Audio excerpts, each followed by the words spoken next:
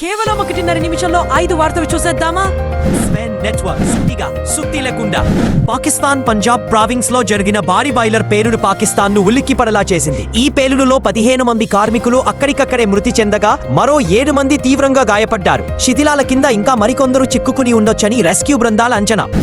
Dubai air show ప్రదర్శనలో పాల్గొన్న తేజస్ విమానం కూలిపోయిందని వార్తా సంస్థ ఏపీ నివేదించింది. హిందుస్థాన్ ఏరోనాటిక్స్ లిమిటెడ్ తయారు చేసిన ఈ తేజస్ యుద్ధ విమానం జనసమూహం ముందు వైమానిక ప్రదర్శన చేస్తుండగా కూలిపోయింది. ప్రదర్శన చూడటానికి వచ్చిన చూపరులలో భయాందోళనలు రేకెత్తించాయి.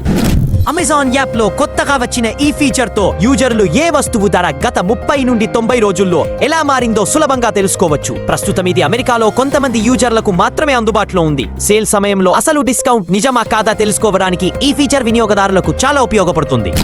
జొమాటో వినియోగదారుల ఫోన్ నంబర్లను రెస్టారెంట్లతో పంచుకోనుంది. ఇది కేవలం యూజర్ యాప్ లో ఆప్షన్ ను ఆన్ చేసి ఉన్నప్పుడు మాత్రమే వీలవుతుంది. స్విగ్గీ కూడా ఈ నిర్ణయాన్ని పరిశీలిస్తుంది. ఈ నిర్ణయం వల్ల రెస్టారెంట్లు కస్టమర్లతో నేరుగా సంప్రదించగలుగుతారని చెప్పినా వినియోగదారులు మాత్రం స్పామ్ కాల్స్, మెసేజ్లు రావచ్చని ఆందోళన వ్యక్తం చేస్తున్నారు.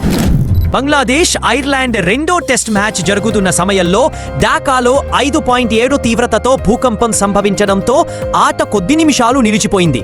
ఆకస్మిక కంపలతో ఆటగాళ్లు, అంపైర్లు, అధికారులు వెంటనే మైదానం నుంచి బయటికి పరుగులు తీశారు. స్టేడియంలో ఉన్న ప్రేక్షకులు కూడా భయభ్రాంతులకు గురయ్యారు.